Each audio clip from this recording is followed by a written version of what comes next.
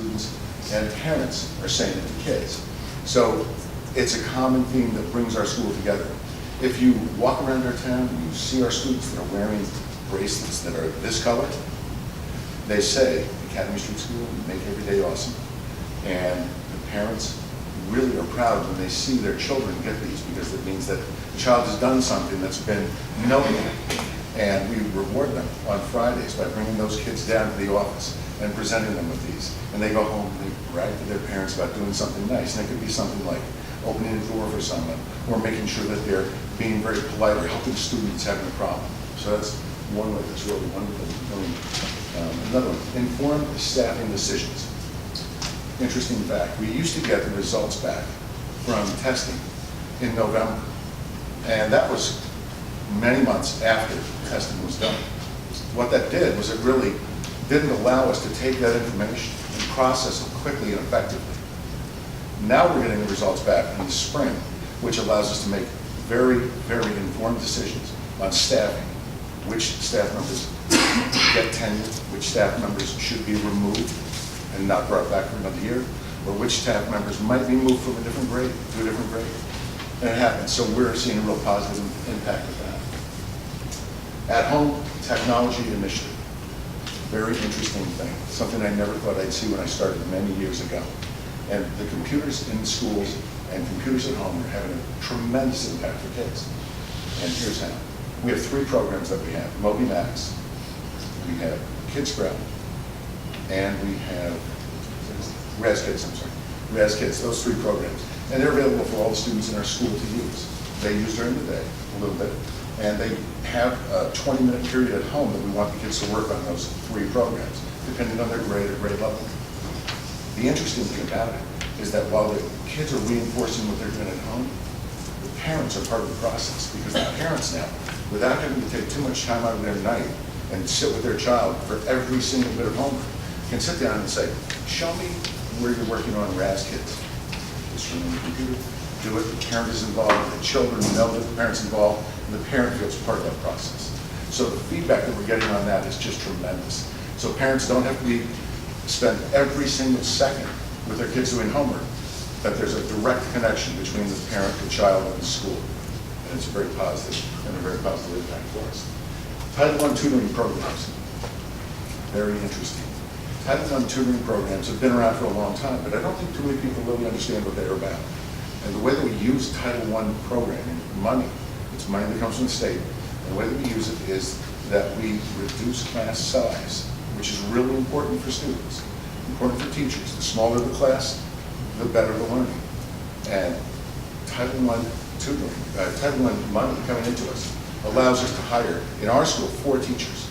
So that means 4 additional classes that we have to pay for here, that we're using funding for, which reduces class size. So that's a win-win situation for us. It also helps us with 3 programs that we have.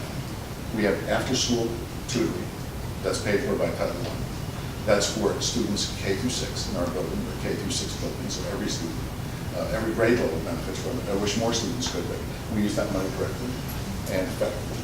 Then we also have Saturday test prep classes for grades 3 to 6, and that's a real benefit in the spring to help us get ready for testing. And then we also have summer school, and summer school benefits kids K through 6. So Title I really is essential for what we do in school, and we're seeing the benefits. So everyone is happy with what we're doing. So those are some of the initiatives that we're doing. I'm here to share a few more initiatives with you that will be going on at Academy Street School. One is professional development. Each building, as you'll see tonight from the test scores, has unique needs as it comes down to professional development. So we've been given the freedom to really find professional development that will help our specific teachers with specific needs that they feel they need additional training in. We have a SCIP committee, and we sat down over the summer and we reviewed this data, and we put together a professional development plan to shore up some of our loose ends. We also are doing something new this year with professional development. We're creating our professional development teams. So we have one team of teachers, it's grades 3 through 6, that are teamed with me. And in October, we're going to be going out to a park training that we are then going to turnkey for the remainder of the staff. Mr. Swack is putting together a K through 2 PD team that he will head up, and they will go out to workshops, all with the focus on increasing test scores. There's a lot of great professional development out there. How to help test scores in K to 2 areas. That's a workshop that they're going to be attending.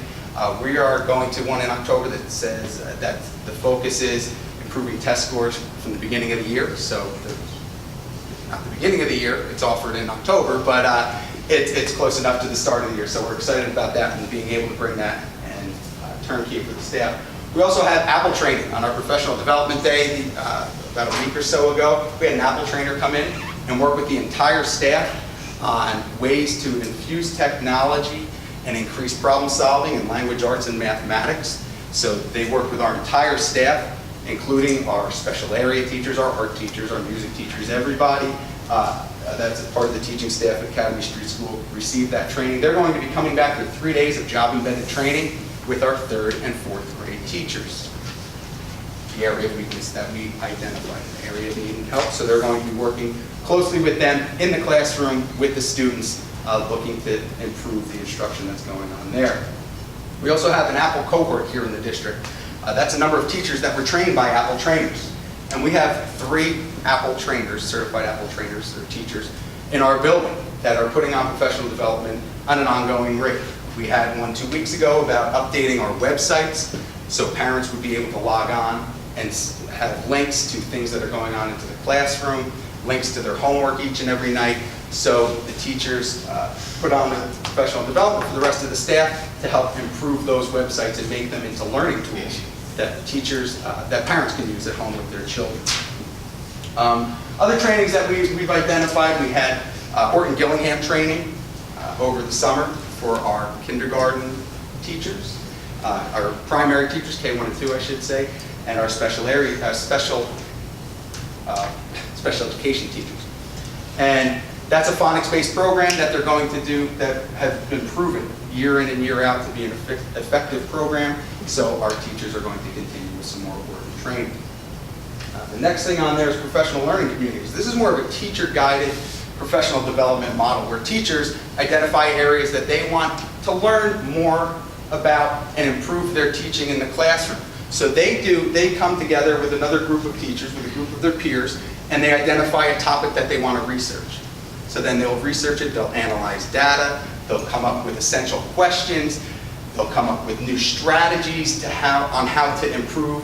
For example, if they found problem solving to be an issue in mathematics, we just sat down and we did this as a staff yesterday at a faculty meeting. We were putting together some of our PLCs, as they're called. And one was problem solving in mathematics in grade 4. When we looked at that grade 4 data and we dug deeper and deeper into it, problem solving was an area that they needed to improve. So they analyzed the data, identified problem solving as an area in which they needed to improve. Now they're working together as a team to research strategies for teaching problem solving within mathematics, the grade 4 curriculum. They're going to meet, they're going to share experiences. I tried this in my classroom and it was a success, or I tried this in my classroom and I struggled a little bit. Can you help me with this? So it's teachers helping teachers to improve in areas in which they've identified on their own. So let's see, next up is the NJ Achieve alignment of our text series. We have 2 text series that we're using, our Go Math and Mathematics, and we just recently purchased Journeys in Language Arts. And over the summer, after doing a lot of research, it turns out on the NJ Achieve website, there's a breakdown of where they take our text series. They do it for Journeys, they do it for Go Math, they do it for other text series as well. Where what they do is they really break down those text series to align them with the Common Core and the PARCC testing. For example, it'll tell you skills in a specific chapter or specific unit that you should focus more attention on, and skills that you may not need to spend as much time on. It'll also take the assessments for those text series, and it'll tell you, question 1, leave it as it is. Question 2, reword it to say this. Question 3 can be eliminated. Question 4 should be replaced with this. And it gives you examples, and it really gets the teachers thinking about the way that questions are asked and posed to the students on PARCC and training them for that. So that's another initiative we have going on. We actually have a PLC for that going on as well, and teachers are working in their grade level meetings to work on that.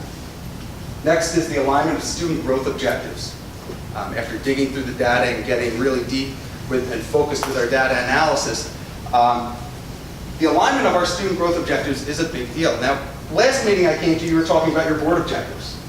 And if you really start breaking it down and scaling it back even further, our teacher student growth objectives align with our building objectives, which align with the district objectives, which align with Mr. Becker's objectives, which align with the board objectives. We made this a priority to make sure that we are all working towards the same common goal.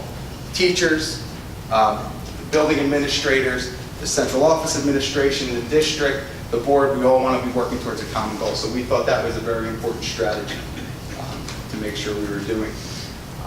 Next, everyone's pitching in, all grade levels, all content areas. Like I said earlier, we had our entire staff trained by Apple a week or so ago. And when it comes to student growth objectives, I can link it back to this one, where our special area teachers are creating student growth objectives that are going to have an impact on student performance, on testing. For example, our art teacher. Now, you think of elementary school art and it's like, let's make projects and let's do different things. But we're infusing within that art instruction paired texts, like the students will see when taking the test. Music, same thing. We have a music history type thing going on in our music classrooms where she's taking Beethoven and giving different data sources or information sources, whether it be YouTube videos or an iMovie she created or an article about Beethoven, and comparing and contrasting and answering questions using all those different information sources. So we're making sure that everybody is pitching in. Our kindergarten, first and second grade teachers, when we broke down the data, when we created our student growth objectives, we did an item analysis, and we found specific questions that the students struggled on in third grade, in fourth grade, fifth grade, and sixth grade.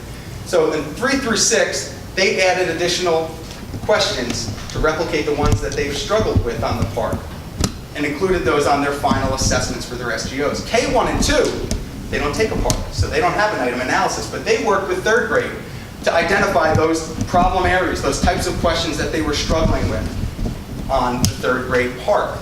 And what they did is they modified those questions and skills to ensure that they're on their final SGO assessment as well, and that they are addressing them throughout the year to make sure that those weaknesses that we identified in third grade are now being addressed in K1 and 2 as well. And then the final one is our alternative special education program. Last year at Academy Street School, we tried something new. We took our 6th grade special education resource room population and we moved it to a push-in program where we felt that our students would benefit from the instruction of their classroom teacher and also benefit from not being pulled in and out of the classroom 3 times a day. And what we did was we had them stay in their classroom and they benefited from our resource room teacher pushing in and providing them with the supports that they needed within their own class structure. In addition to that schedule, we added a pull-out component on a needs-only basis. So if the resource room teacher and the homeroom teacher identified an area in which this population of students were struggling and needed a little bit more foundational skills built into that, or they needed a little more one-on-one or small group instruction with that, she would then pull them out and reinforce those skills until they were strengths. When we got the data back, one of the first things I wanted to see, of course I want to see how the school did, but I wanted to see how did this program do? And when I take a look at it in language arts, that cohort of 6 students went up an average of 38 points each. Huge. These are students that traditionally performed very poorly on standardized testing, never really came close to passing that proficient mark. This past year, out of those 6 students, 2 out of the 6 passed the language arts assessment on the part. 2 more students missed by 1 point. They had a 749 and 750 is the passing mark. And then we had 2 that while they didn't pass, showed significant gains towards reaching that proficient mark. So we were thrilled about that. In mathematics, 4 out of those 6 students passed the part this year. So our special ed scores are built into our school scores. We need those students to pass. We need those students to continue to improve to help our student growth percentiles. We saw that this program was beneficial, so much so that we've now expanded the program to include 4th grade has a push-in component, 5th grade has a push-in component, and now 2nd grade also has a push-in component. While we won't see those scores for those 2nd grade students until a little bit further into the future, next year, we feel that we're building a solid foundation with those students with this program. So we're super excited to expand the program and continue moving forward at Academy Street School. And with that, you don't have to listen to me anymore. I'm going to turn it over to Mr. Pandolfo to present to you the North Dover scores. Thank you very much. Thank you.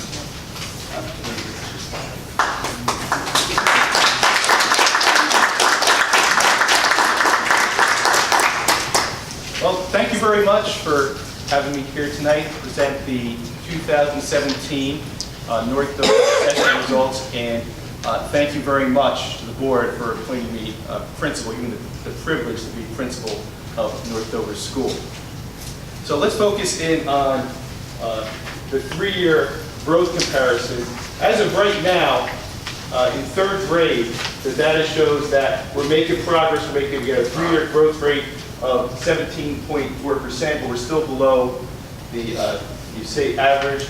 In 3rd grade is going to be area of focus this year. But if you look at grades, even though we showed some negative growth there, if you actually look at grades 4, 5, and 6, they all are above the state average. 65.9%, about 18 points above the state average. 56.9%, about 10 points above the state average, and 51.7%, about 8 points above the state average in 6th grade. The 3-year performance, and similar to Mr. Marion, if you focus on the diagonals, the scores are mostly improved from year to year. Big jumps, with the exception of this 2016 5th grade. But with that said, if you take notice, the next year in 6th grade, that gap, they caught up there. At the end of the 2016 year, there were some transitions made, some changes made in the 5th grade staffing, and that resulted in much better results. It looks like the 5th grade's back on track for 2017. The projected median student growth percentile for language arts. In 6th grade, the grade 6 is at 60, almost towards that high growth, and grades 4 at 75 is at the high growth mark, and grade 5 at 66 is also at the high growth mark. This is a really important piece of data because it shows that the students are progressing towards the standards. It shows that the teachers understand what needs to be taught and how to teach it. In mathematics, so it's going to be a focus this year, especially in 3rd grade and in 6th grade, but this 37.3% score, that's not as precipitous, the drop's not as precipitous as it looks. And I'm going to show you that in the next slide. In grades 4, in grades 5, 50.9%, 53.8%, both those scores are above the state average.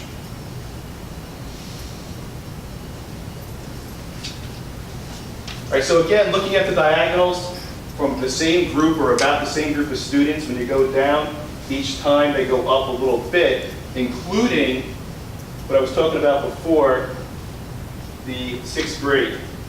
Even that score from the 5th grade 2016 to 6th grade, and it went up a tiny bit, a little bit, but it still wasn't as great of a job as it looked like on the previous slide.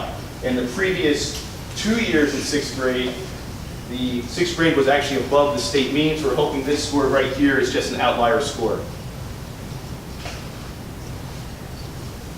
Okay, and again, student growth, that's what it's about, reaching our students, and every grade level, grades 4, 5, and 6, the projected student growth percentile for 2017 is in the high range.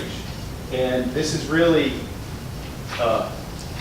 this is a testament of the students, their desire to learn, their parents that support them, because we can't do it without them, and also the teachers' hard work. So we have all that coming together, and we know that our students are working hard and they're showing growth.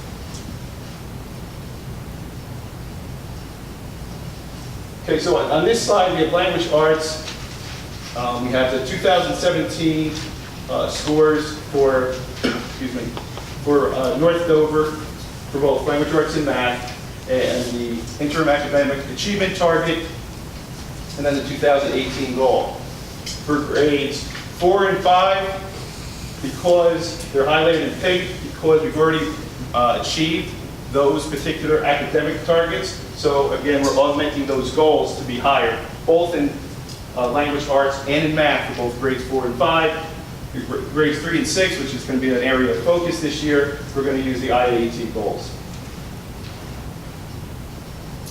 The North Dover Action Plan. Very similar to what Mr. Marion was saying before about the whole school coming together as one. All of the schools, SGOs, their personal PDPs, the school's PDPs, they're all in synergy together to make sure we're moving together forward and we're focused on student achievement. There's a cadre of teachers from each grade level, including the primary grade level, that are going to be attending park-specific workshops.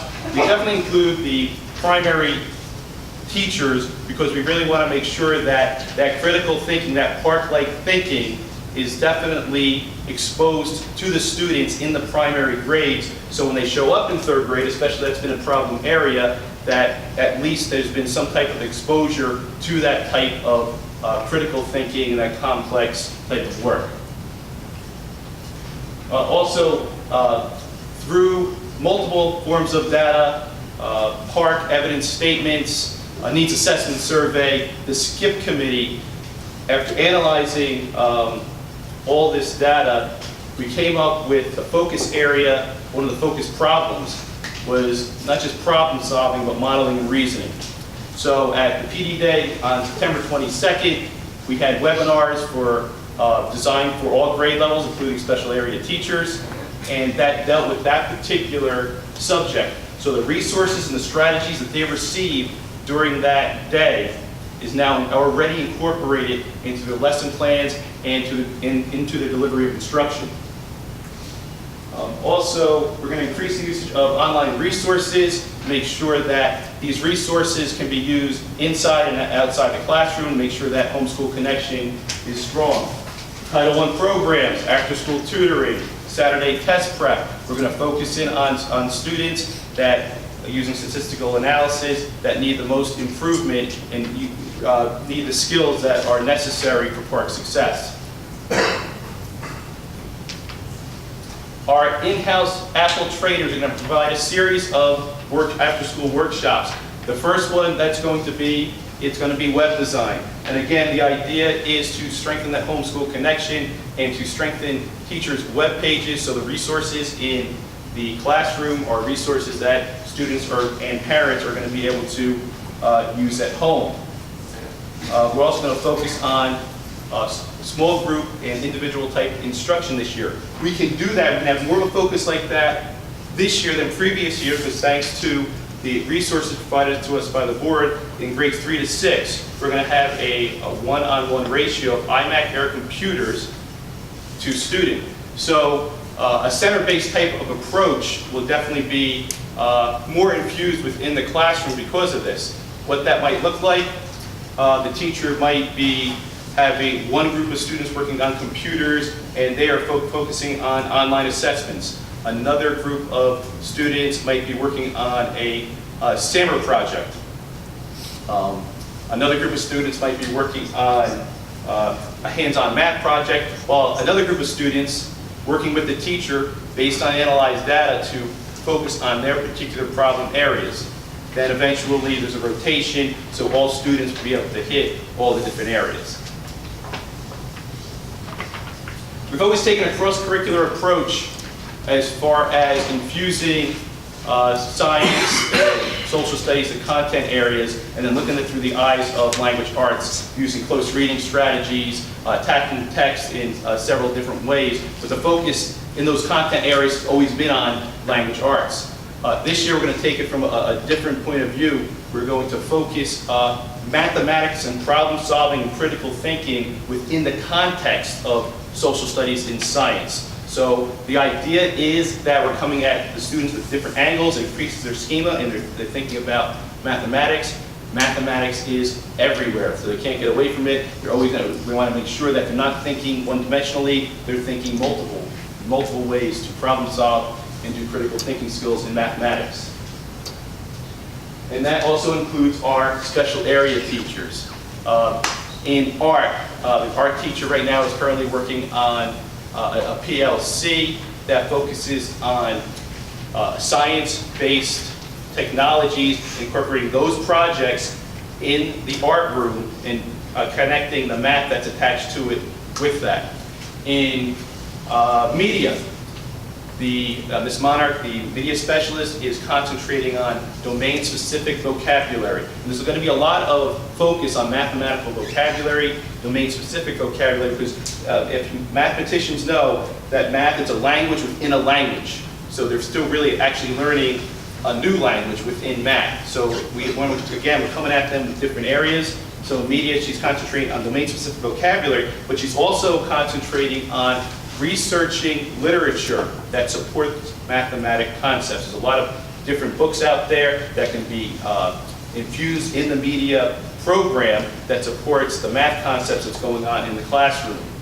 In music and in PE, mathematics, and again, domain-specific vocabulary that's intrinsic to those particular areas is going to be an area of focus in those classes. You really can't, if anybody knows anything about music, you really can't teach music without actually doing math. But what the music teacher is going to do is actually bring that to the conscious level and actually use the mathematical language as she teaches those concepts. And same thing with sports and PE, it's a natural connection, and it's an extracurricular that the students really enjoy. So that's multiple angles coming at the students so they can achieve in mathematics and actually just achieve overall in critical thinking. Currently, I'm working with Ms. Gaina Matante, who is the supervisor of fine and performing arts and music, and she has secured a residency in arts grant, and there's going to be specialists coming into the school for about 5 or 6 days to work with our third graders on particular dances. And they're already working on taking those dances, taking the concepts taught in dance and bridging it to the classroom. So we have a specialty project coming in, and even with that said, that's still attached to, even though it's going to be a lot of fun for the kids, it's going to be artistic, but it's still going to be attached to student achievement on the part and all making sure that our students are constantly thinking critically. So in conclusion, what I'd like to say is that we are all moving forward together at North Dover with an overall comprehensive approach. And again, I thank you so much for having me here tonight.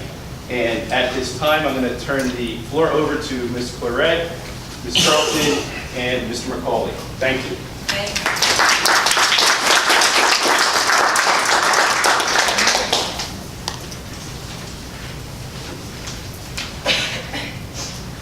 Thank you, Mr. Pandolfo, for that wonderful introduction. Are you still with us? Are you still awake and ready to hear this fantastic news? Are you still with me? Yes. Okay. So, tonight, we are presenting Eastover's progress on assessments. And I want you to take a look at this screen. I am not one who likes to sit and talk for a long time. In fact, I get incredibly nervous. So, Mr. Becker and Ms. Schoonmaker said, "What are you nervous about? You have good news to report." But I'm always nervous about if things are too good, something might happen that might be disastrous. But so they made me look at these scores. And if you look at the scores, what do you see? So if we look at the numbers that are highlighted in this beautiful pink purplish, that indicates where Eastover students exceeded the state. Green is also good. because that means we did pretty well also. So what do you see when you look at